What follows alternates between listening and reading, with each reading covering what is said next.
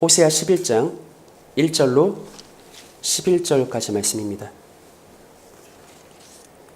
구약 1266쪽 호세아 11장 낭독은 제가 1절로 4절까지만 하겠습니다.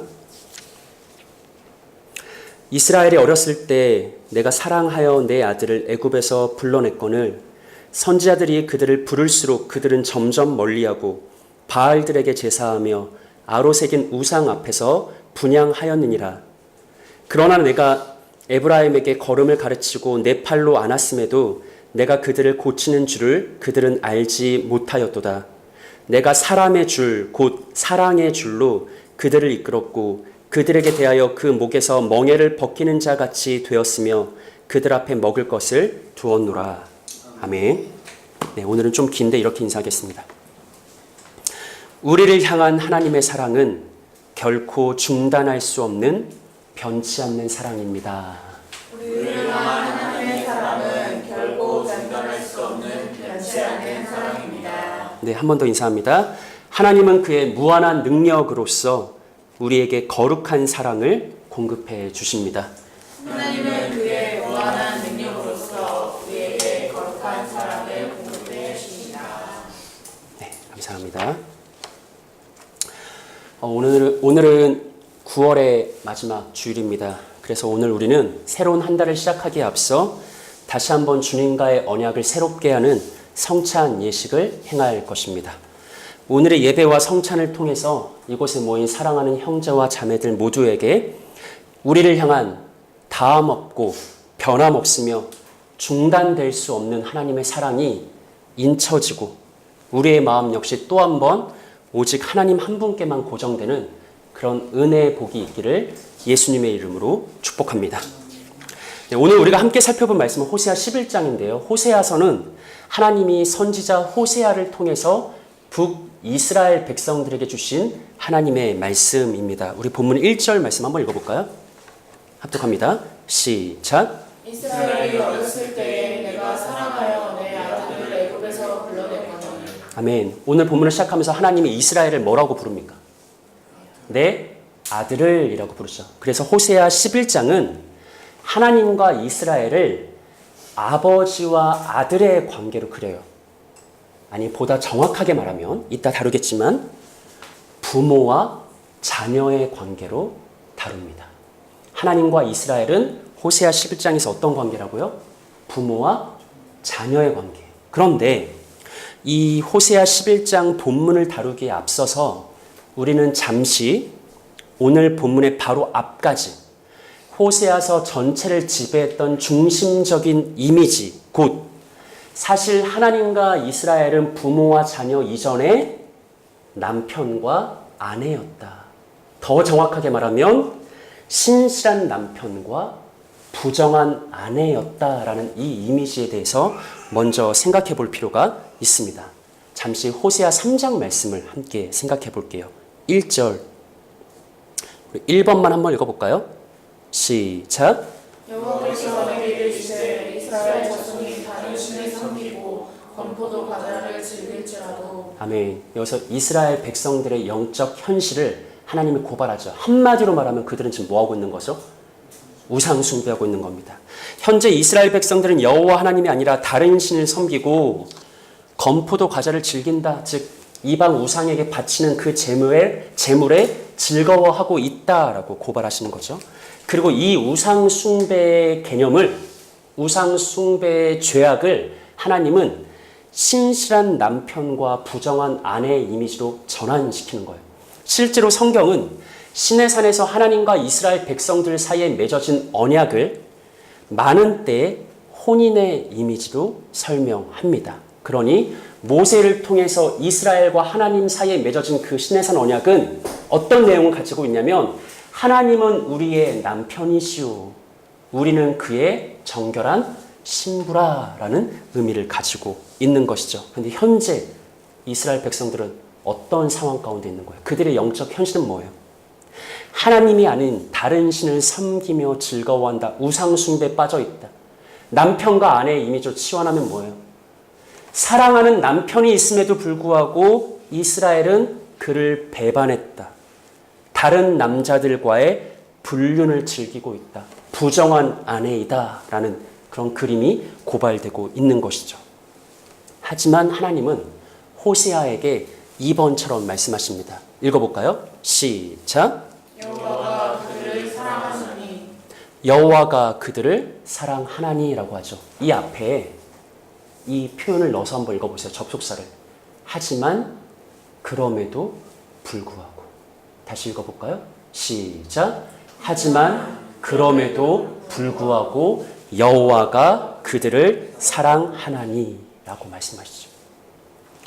결혼식 때 자신만만하게 맹세했던 결혼 서약은 이미 파기되었습니다. 사랑하는 아내를 신뢰했던 남편은 보기 좋게 외면당했고 결국 버림받았습니다. 하지만 그럼에도 불구하고 남편은 여전히 아내를 사랑합니다. 이것이 부정한 이스라엘을 향한 여호와 하나님의 변함없는 진심입니다. 그리고 하나님은 이스라엘 백성, 나의 신부 이스라엘을 향한 포기할 수 없고 중단할 수 없고 변치 않는 사랑을 확증해 주겠다라고 작정하시고 그 작정의 뜻으로 선지자 호세아에게 끔찍한 사명을 부여합니다.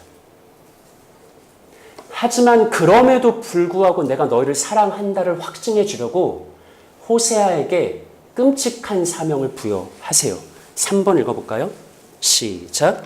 너는 또 가서 타인의 사랑을 받아 인정과 된 그 여자를 사랑하라 하시기로. 아멘. 본래 호세아는 하나님의 명령을 따라서 고멜이라는 여자와 혼인을 했습니다. 그리고 호세아는 고멜로부터 이스르엘, 로루하마, 로암미라는 세 자녀를 얻었습니다. 근데 행복한 부부 가족 관계는 얼마 지속되지 못했고요. 얼마 지나지 않아서 고멜은 호세아를 배반하고 가정을 내팽개치고 다른 남자들에게로 떠나가서 음행을 즐깁니다. 그런데 이제 하나님은 뭐를 확신해 주겠다고요?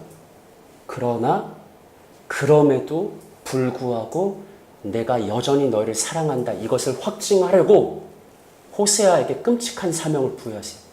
그 끔찍한 사명이 뭐예요? 너를 버리고 떠난 부정한 아내, 새 자녀를 헌신짝처럼 내팽겨치고 다른 남자에게로 가서 쾌락을 즐기고 있는 불륜에 빠진 여인, 그 여인을 뭐해라? 다시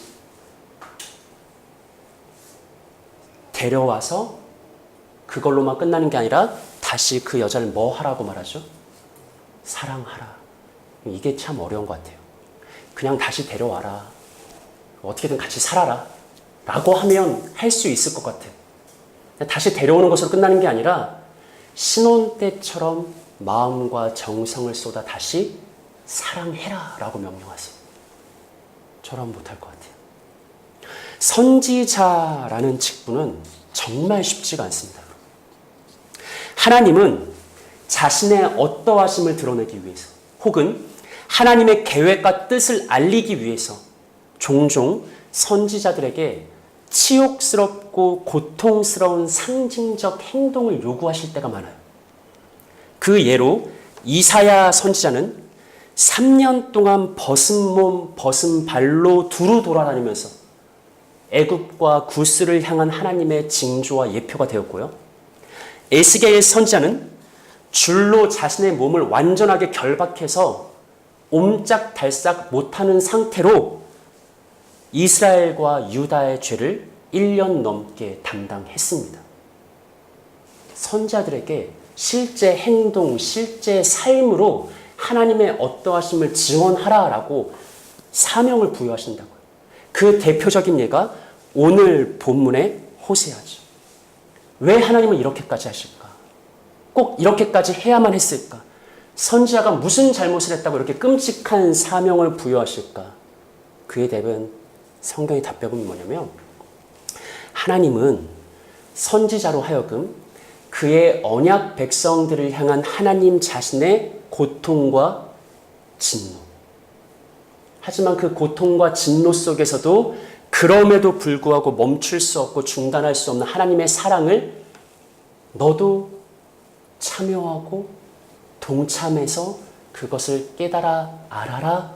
그리고 그 체험적 지식으로 하나님의 말씀을 선포해라 라는 의미에서 선지자들에게 이렇게 끔찍한 사명을 부여하십니다. 호세아를 생각해 보세요. 자기가 결혼한 여인, 그 여인을 통해서 세 자녀를 낳았어요. 하지만 어느 순간 그 모든 게 하나도 중요하지 않다는 듯이 여인은 떠나버렸습니다. 뒤도 돌아보지 않고. 그리고 수많은 남자들을 전전긍긍하면서 그들과의 쾌락을 즐기고 있는 부정한 아내가 있죠. 하나님이 어느 날 그에게 다시 데려와라. 고멜이 순순히 따라왔을까요? 다시 돌아가자라고 했을 때 고멜이 순순히 따라왔을까요? 여러분 적반하장이에요. 저는 분명히 호세아가 사정해서 겨우 데리고 왔을 거라고 생각해요. 다정한 말, 있는 말, 없는 말 다 해가지고 집 떠난 고멜 겨우겨우 애걸복걸해서 다시 데리고 왔을 거라고 생각해요. 그걸로 끝나면 되잖아. 데려왔으니까. 남편의 의무는 다 했으니까. 그냥 살면 되잖아요. 근데 하나님은 거기서 한 걸음 더 나아가서 아주 어려운 걸 요구하시죠. 뭐라고 말씀하십니까? 사랑해라. 신혼 때처럼 다시 사랑해라. 이걸 어떻게 감당합니까? 이걸 이 땅에 누가 할 수 있습니까? 너무나 끔찍하고 곤혹스러운 일이죠. 하지만 하나님은 그거를 하라고 하세요. 왜 그렇게 하십니까? 내가 내 사랑하는 이스라엘 백성, 내 언약 백성, 나와 혼인 관계로 묶인 나의 사랑하는 신부, 하지만 나를 버리고 내 곁을 떠나 음행을 즐기는 이 부정한 아내로 인한 나의 끔찍한 고통. 그가 음행을 즐길 때마다 그 쾌락의 기쁨을 볼 때마다 불쑥불쑥 치밀어 오른 나의 극심한 진노. 하지만 그럼에도 불구하고 멈출 수 없고 중단할 수 없는 나의 여전한 사랑. 호세아가 동참하라는 거예요. 그 하나님의 고통과 진노와 사랑에 참여하라는 거예요. 단지 말과 글을 뛰어넘는, 하나님은 이런 분이다, 하나님은 저런 분이다, 말과 글을 뛰어넘는 실제 그의 삶으로, 가슴으로, 영으로 그거를 느끼고 하나님과 하나가 돼서 함께 고통스러워하고 함께 진노하며, 하지만 그럼에도 불구하고 하나님은 우리를 끊지 못하시는구나. 우리를 향한 사랑을 중단할 수가 없구나. 그 하나님의 놀라운 사랑을 선지자로 하여금 깨달아 알게 하라는 거예요.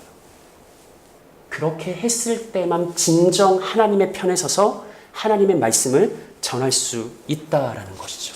사랑하는 여러분, 저는 이와 동일한 부르심이 우리들에게도 있다고 생각합니다. 그 옛날 선지자에게만 이런 하나님의 부르심이 있는 게 아니라 오늘을 살아가는 우리 모든 신자에게 이와 동일한 부르심이 있다라고 생각해요. 때로 우리는 이렇게 쉽게 불평하죠.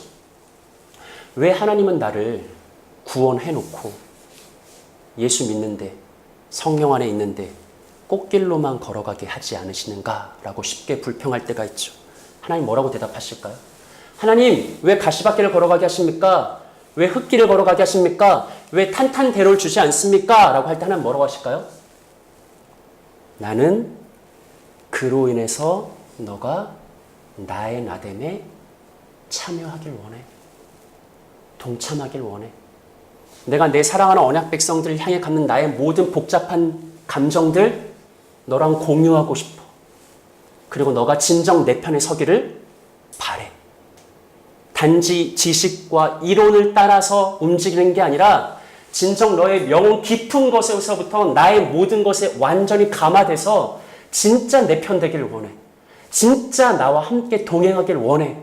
그래서 하나님은 이전 이사야와 에스겔과 호세아에게 그랬던 것처럼 우리들의 삶에도 하나님의 고통에 동참하기 위한, 하나님의 진노에 참여하기 위한, 하지만 그럼에도 불구하고 멈출 수 없는 하나님의 사랑을 체험하게 하기 위한 하나님의 계획과 뜻을 철회하지 않습니다. 그래서 우리의 나이브한 생각과는 다르게 부름받은 신자의 삶에도 고통과 답답함과 막막함은 여전합니다. 하지만 그리스도인들에게 있어 삶의 여러 고통과 아픔은 단지 힘듦으로만 끝나는 것은 아닙니다. 로마서 5장을 보시면 바울이 이렇게 말하죠. 다만 이뿐 아니라 우리가 환난 중에도 뭐한다? 환난 중에도 즐거워한다. 부름받은 신자의 삶 속에서 환난이 다 제거되는 게 아니에요. 하나님은 그것을 원치 않으세요. 근데 중요한 것은 그 환난 중에서도 신자는 뭐 할 수 있다? 즐거워할 수 있대요. 왜요? 환난은 인내를, 인내는 연단을, 연단을 소망을 이루는 줄 알기 때문에 소망이 우리를 뭐하게 하지 않는다? 소망이 우리를 부끄럽게 하지 않는다. 왜냐하면 우리에게 주신 뭐로 말미암아? 성령으로 말미암아. 내 안에 찾아오시는 내주하시는 성령으로 인해 하나님의 사랑이 내 마음에 부어지게 된다. 오늘 호세아의 이미지를 그대로 가져와서 말하면 호세아의 삶 속에 환난이 끊이질 않아요. 피하고 싶은 감당할 수 없는 치욕적인 일들을 하나님이 요구하세요. 그 길을 걸어가라고 하지. 하지만 그 속에서도 호세아는 소망을 품게 돼요. 왜 그러죠? 하나님의 고통에 참여하고 하나님의 진노에 동참하지만 그 끝에 하지만 그럼에도 불구하고 중단할 수 없는 하나님의 사랑이 있음을 깨닫게 돼요. 내주하시는 성령께서 우리를 향한 하나님의 여전한 사랑이 무엇인지를 부음바 됨이라 깨닫게 되고 체험하게 돼요. 그래서 우리는 소망을 품을 수 있다는 것이죠. 환난 속에서도 환난 자체를 없애주십시오라고 기도할 게 아니라 하나님 내주하시는 성령으로 하나님의 중단할 수 없는 사랑이 내게 다시 한번 확인돼서 그 사랑이 인쳐져서 환난 중에도 즐거워하며 환난 속에서도 소망을 품게 하소서. 그 소망의 근거는 우리를 향한 여전한 사랑이죠.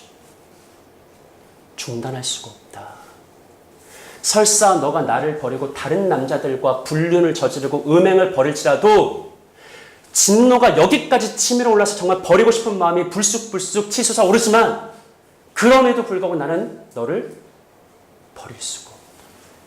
너와의 사랑을 중단할 수가 없다. 거기서 우리는 소망을 발견하는 거예요. 내주하시는 성령께서 우리 안에 그 사랑을 깨닫게 하시는 것이죠. 결국 우리는 호세아처럼 우리의 인생을 변화시키고 우리를 회복시키고 우리를 구원할 수 있는 것은 하나님의 그 중단할 수 없는 여전한 사랑밖에 없다는 것을 깨닫게 될 것입니다. 그리고 계속해서 호세아 3장 2절과 3절을 볼까요? 합독하죠. 시작. 내가 은 15개와 돌이 한 홍멜만으로 나를 위하여 그를 사고 그에게 이르기를 너는 많은 날 동안 나와 함께 지내고 음행하지 말며 다른 남자를 따르지 말라. 나도 내게 그리하리라 하노라. 아멘. 자, 2절을 보시면 호세아가 고멜을 다시 데려오기 위해서 뭐 하는 과정이 있냐면 대가를 지불해요. 그러니까 이 대가가 뭐냐에 대해서는 학자들 의견이 분분한데 한 가지 확실한 건 이거예요. 우리의 생각과는 다르게 호세아가 지금 굉장히 양보해서 고멜을 데리고 오는 거잖아요. 근데 그 과정이 생각처럼 순탄치가 않아요. 대가를 지불해야 돼요. 아까도 말했죠. 고멜이 순순히 따라왔을까? 아니요. 호세아가 오히려 억지로 사정해서 겨우 데리고 왔을 거라고 설득해서. 내가 정말 사랑할게. 신혼 때처럼 당신 아껴줄게. 다시 와라. 이게 완전 입장이 바뀐 거잖아요. 근데 그걸로 끝난 게 아니라 대가까지 지불해야 되는 거예요. 은 15개와 보리 한 멜 반으로 합당한 대가를 지불하고 나서야 고멜을 데리고 옵니다. 호세아의 사랑. 호세아로 상징되는 남편이신 여호와의 사랑은 어떤 걸까요? 근데 중요한 것은 3절이에요. 하나님 뭐라고 하시냐면 그에게 이르기를 너는 많은 날 동안 나와 함께 지내고 뭐하지 말라. 음행하지 마라. 다른 남자를 따르지 마라. 나도 내게 그리하리라. 우리가 주목해야 될 한 가지 부분 이따가 말미에 자세하게 다룰 건데 하나님의 사랑은 제 아무리 아내가 부정과 음행을 저질러도 그래서 정말 잘라버리고 싶은데 그때마다 다시금 사랑하는 마음이 치솟아 올라서 그것을 중단할 수 없는 사랑이에요. 다시 데리고 오고 대가를 지불해서라도 다시 내 곁에 두는 사랑이에요. 그런데 우리가 오해하지 말아야 될 것은 하나님의 사랑은 기준 없는 사랑은 아닙니다. 너 뭘 해도 상관없어. 그냥 내 곁에만 있어줘. 바보 같은 사랑 아니에요. 하나님은 분명하게 무엇을 요구하죠? 음행하면 안 돼. 다른 남자를 따라가도 안 돼. 너는 나만 사랑해야 돼. 분명하게 요구하십니다. 하나님의 사랑에는 거룩의 요소가 있어요. 그래서 하나님의 사랑은 거룩한 사랑입니다. 하지만 하나님은 연약한 내 아내에게서 내가 원하는 거룩의 기준이 완전히 성취되기까지 수많은 기간이 필요하다는 것을 잘 알고 있습니다. 참 오랜 시간 동안 서로 싸워야겠죠. 다퉈야겠죠. 내가 용납하고 이해해야 되죠. 노력하고 교정해야 되죠. 하지만 하나님은 그때까지 참을 수 있다는 거예요. 중단하지 않겠다는 거예요. 하나님의 여전한 사랑을 공급하시겠다는 것이죠. 하나님은 결코 사랑하는 아내를 포기하지 않습니다. 아내의 연약함과 완악함이 하나님이 원하시는 완전한 거룩의 기준에 도달할 때까지 하나님은 변치 않는 사랑으로 언제까지 함께 하실 것입니다. 그리고 이 하나님의 변치 않는 사랑만이 마침내 패역한 이스라엘을 변화시키고 마찬가지로 오늘 우리를 변화시킬 수 있는 것이죠. 우리 말씀 후에 주님의 살과 피를 대하는 성찬 예식을 대할 터인데 그때 우리가 이렇게 기도했으면 좋겠습니다. 하나님의 그 다음 없는 사랑, 중단할 수 없는 사랑, 멈출 수 없는 사랑, 그럼에도 불구하고 여전한 그 사랑으로 오늘 나를 변화시켜 주옵소서. 이러한 기대와 소망 담아서 우리 마지막으로 호세아 3장 5절 한번 읽어볼까요? 시작. 그 후에 이스라엘 자손이 돌아와서 그들의 하나님 여호와와 그들의 왕 다윗을 찾고 마지막 날에는 여호와를 경외함으로 여호와와 그의 은총으로 나아가리라. 아멘. 하나님이 남편으로서 부단히 참고 용납하고 이해하고 기다려주고 끊지 않는 그 중단 없는 사랑으로 대하셔서 마침내 이스라엘이 여호와께로 돌아온다.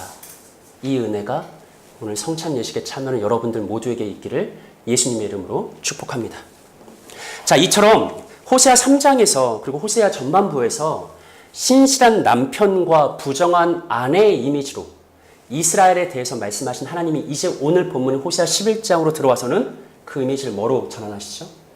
부모와 자녀. 정확하게 말하면 신실한 부모와 패역한 자녀의 이미지로 전환합니다. 1절 다시 읽어봅니다. 시작. 이스라엘이 어렸을 때 내가 사랑하여 내 아들을 애굽에서 불러냈거늘. 아멘. 하나님은 이스라엘이 어렸을 때 그들이 어디에 있었다라고 말씀하시죠? 어디에 있었다? 애굽에 있었다. 이집트에 있었다. 그렇다면 그들의 이집트에 살 때 신분이 뭐였을까요? 그들의 삶의 현실은 어떠했을까요?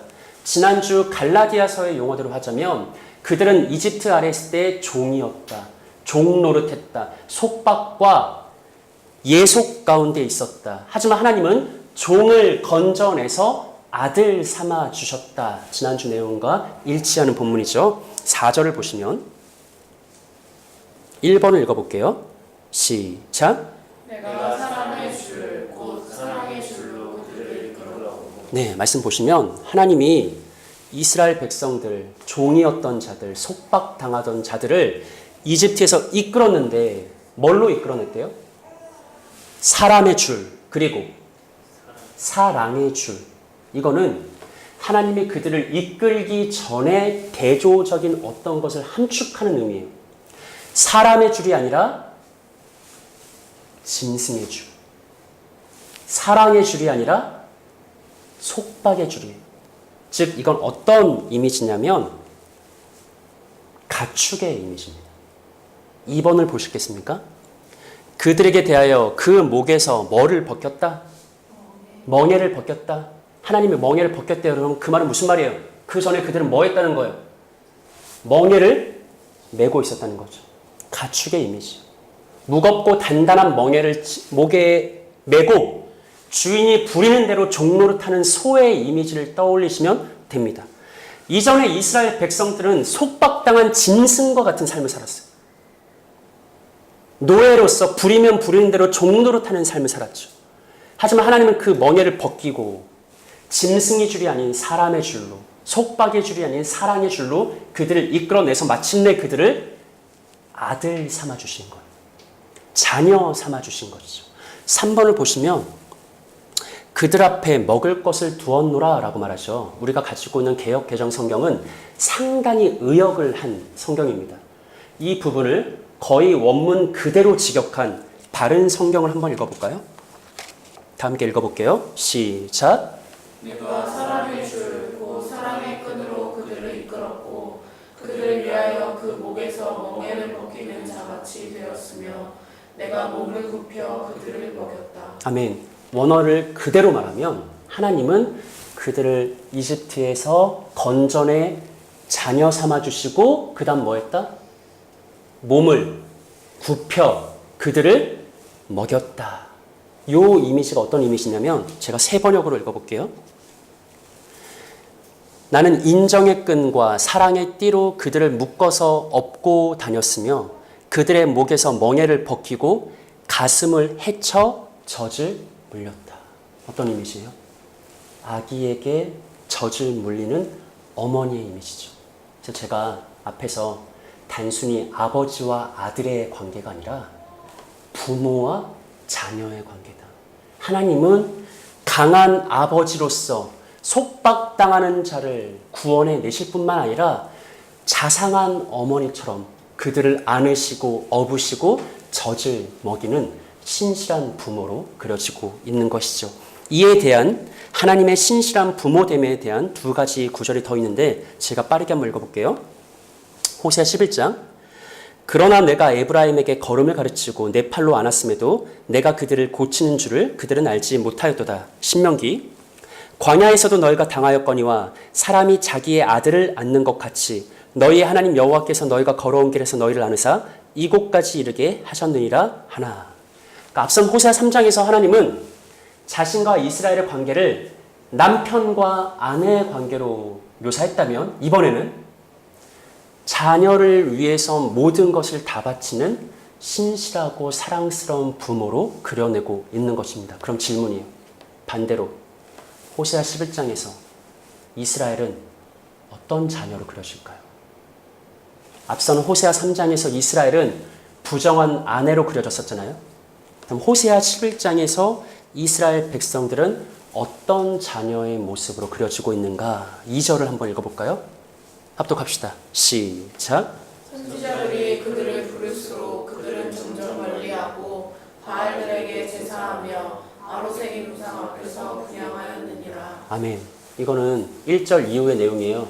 하나님께서 그들을 이집트에서 속박받는 땅에서 자녀로 건져내셨죠.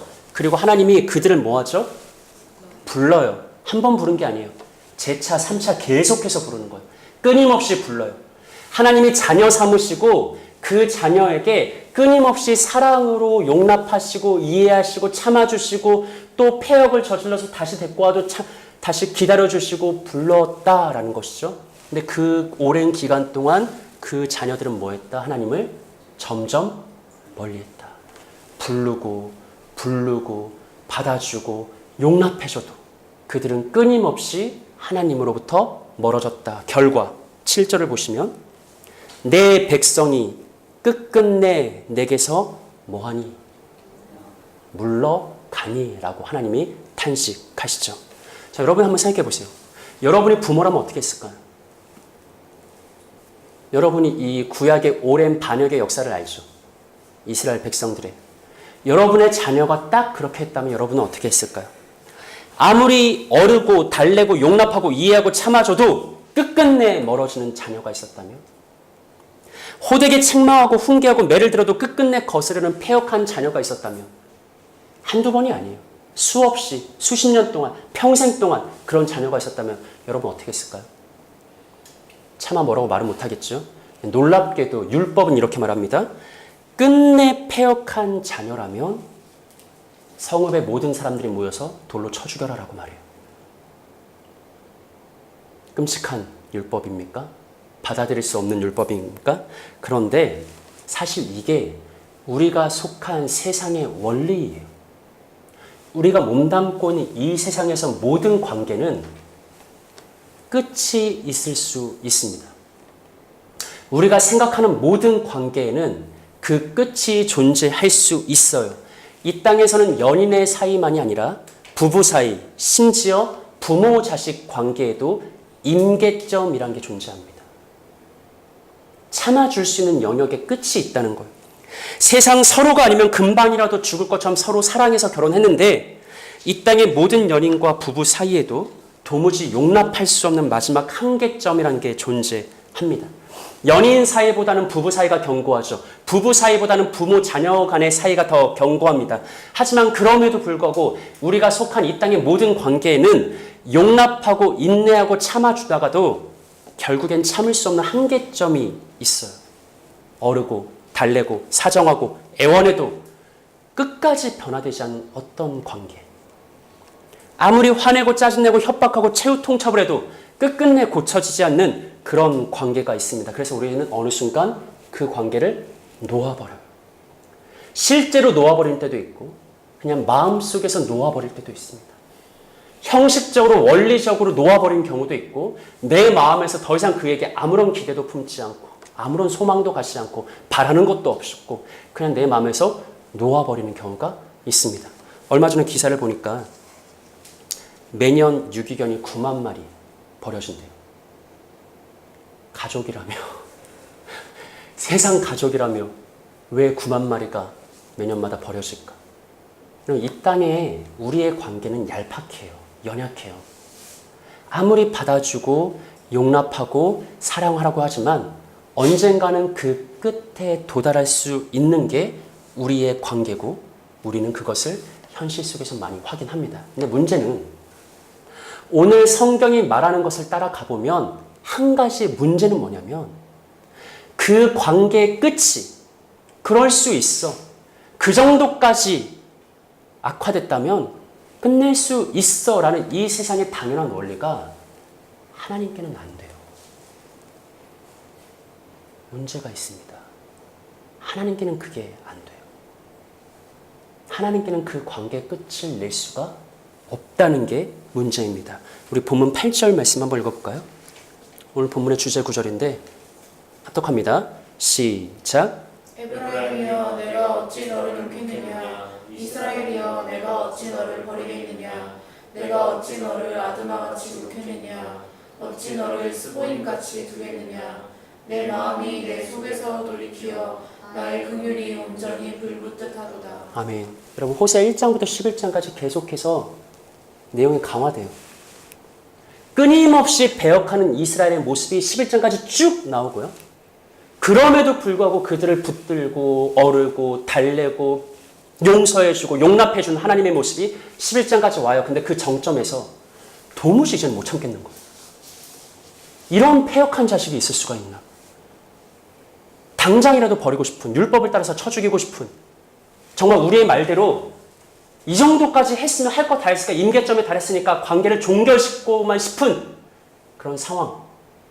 정말 그렇게 하고 싶다가도 마지막에 하나님이 결국에 하신 말씀이 뭐냐면 정말 이번엔 내가 독한만 맞고 너와의 관계를 끊으려고 했는데 그때마다 내 마음이 내 속에서 돌이키어 긍휼이 뭐한다?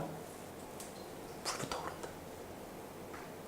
호세아의 이미지를 생각해 보세요. 불륜을 저지르고 있는 아내에 대한 진노, 미움, 관계를 끝내고 싶은 그 마음. 아무리 모든 걸 다 해줘도 끝끝내 부모를 거스르는 패역한 자녀. 관계를 정리하고 싶고 이제는 끝내고 싶은데 그때마다 하나님의 마음속에서 긍휼이 불붙듯이 솟아올라요. 그래서 하나님의 결국 내뱉는 고백이 뭐예요? 내가 어찌 너를 놓겠느냐? 내가 어찌 너를 버리겠느냐? 이게 성경이 말하는 우리와 하나님 사이에 맺어진 언약 관계이고 우리를 향한 하나님의 사랑입니다. 하나님의 사랑은 뭐예요? 끊을 수 없어요. 멈출 수 없어요. 중단할 수 없어요. 분노가 여기까지 치밀어 오르지만 그와 동시에 긍휼이 솟아올라서 그럼에도 불구하고 내가 어찌 너를 이렇게밖에 말할 수 없는 것이 하나님의 사랑입니다. 하나님은 우리의 완악함의 정점에서도 우리의 어리석음의 정점에서도 진노가 치밀어 오른 그 순간에도 결국은 그럼에도 불구하고 내가 어찌 너를 놓을 수 있을까? 버릴 수 있을까라고 말씀하십니다. 이것이 그리스도 안에서 확증된 우리를 향한 하나님의 사랑이고 주님께서 참혹한 십자가에서 확증하신 예수 그리스도의 놀라운 사랑입니다. 그리고 주님의 약속은 뭐냐면 우리가 예수님과의 언약을 기억하며 예수님의 말씀대로 주님의 살과 피를 대하는 성찬 예식을 행할 때 그럼에도 불구하고 내가 어찌 너를 그 하나님의 중단할 수 없는 사랑이 예수의 살과 피를 통해 다시 한번 성령으로 우리 마음에 부어지게 된다는 것이죠. 성찬 예식은 이 하나님의 사랑이 우리의 마음에 또 한 번 인쳐지는 시간입니다. 우리는 호세아의 부정한 아내처럼 이스라엘의 패역한 자녀들처럼 끊임없이 하나님을 거스르고 하나님을 배역하고 하나님으로부터 멀리 떠나가지만 그럼에도 불구하고 우리가 그리스도와의 언약을 새롭게 하는 성찬 예식을 행할 때 하나님은 성령을 통해서 내가 어찌 너를 버릴 수가 없다. 그럼에도 불구하고 너를 끊을 수가 없다라는 이 사랑을 확증시켜 주십니다.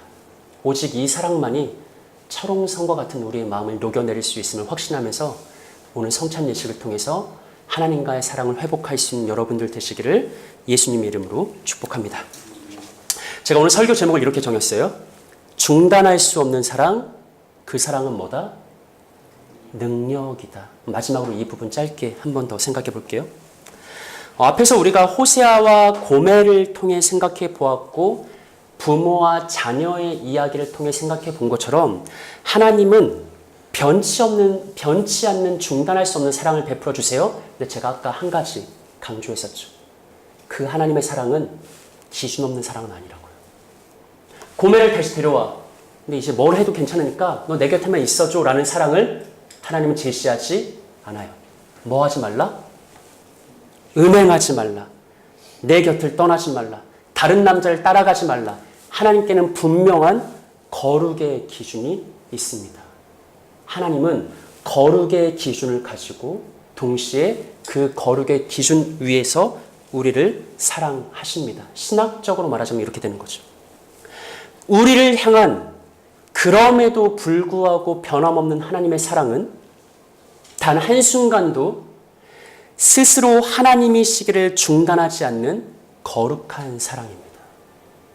스스로 하나님이시기를 중단하지 않는 거룩한 사랑. 무슨 말이에요? 하나님 우리를 사랑하시지만 무조건 다 용납하고 이해하고 받아주는 그런 사랑으로 우리를 사랑하지 않습니다. 하나님은 부정할 수 없는 자신의 거룩하심 위에서 우리를 사랑하십니다.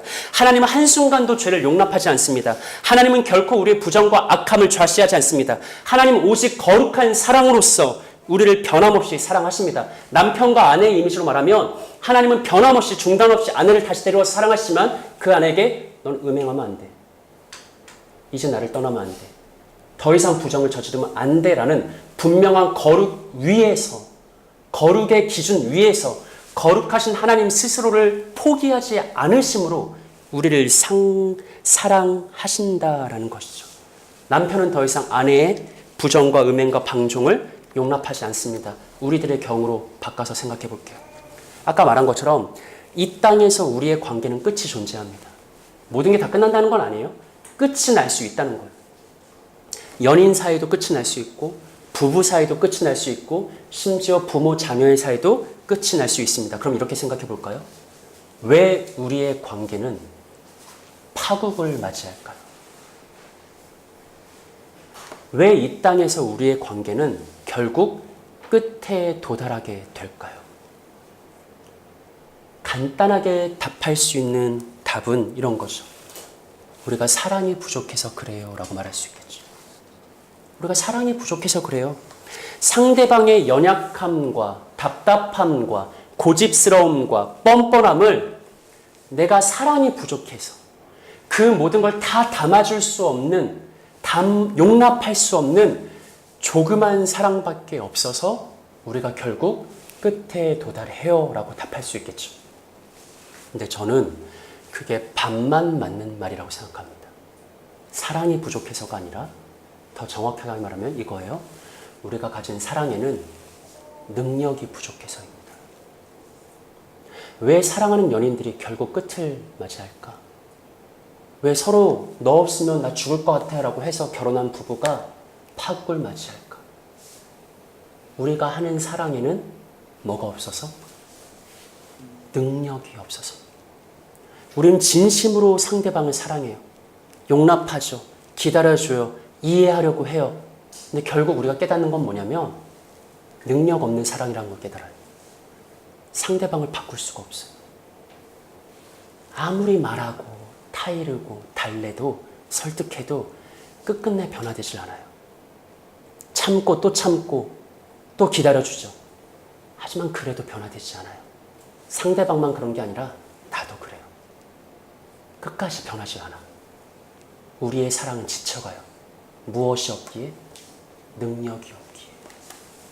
나의 기준으로, 하나님 편으로 말하면 거룩의 기준으로 상대를 변화시킬 수 없는 능력 없음으로 인해서 기다리다가 언젠가는 지쳐 넘어져 결국 우리는 관계의 끝에 다다릅니다.